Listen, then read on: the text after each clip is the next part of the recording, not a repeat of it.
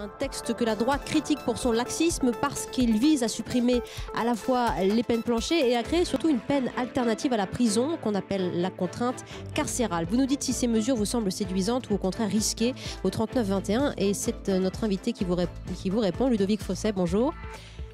Juge d'application des peines à Paris, vous vous approchez un petit peu du micro.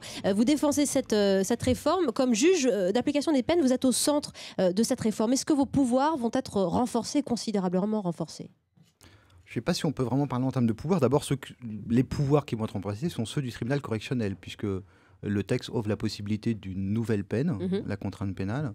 Donc c'est un choix supplémentaire pour le tribunal correctionnel pour essayer de trouver la peine la plus adaptée et la plus efficace. Donc c'est d'abord lui qui voit ses pouvoirs renforcés. Ensuite, effectivement, le juge d'application des peines et les services de probation qui travaillent avec lui vont voir leur poids s'alourdir dans le suivi des condamnés au travers à la fois des mesures de contrainte pénale et de libération sous contrainte. Une peine en milieu ouvert pour permettre aux condamnés de purger justement leur peine de moins de 5 ans autrement qu'en prison. C'est réaliste, surtout nécessaire d'adapter ces contraintes au temps aujourd'hui ?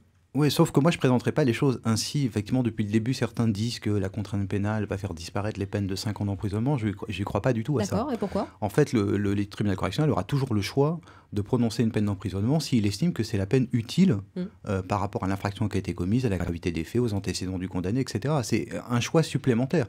Il ne faut pas imaginer qu'aujourd'hui, lorsque le tribunal correctionnel prononce une peine de 5 ans ou de 6 ans d'emprisonnement ferme, demain, il va prononcer une contrainte pénale. C'est pourtant la défense de Christiane Taubira de dire les prisons sont surchargées, la surpopulation carcérale, c'est un sujet en soi, donc on va les vider en permettant des peines en milieu ouvert. Moi, je pense que c'est un positionnement un peu caricatural. Personne n'est capable de dire aujourd'hui sur quoi va mordre la contrainte pénale. Il est possible que les tribunaux correctionnels, effectivement, prononcent moins de courtes peines d'emprisonnement parce que la contrainte pénale sera devenue crédible.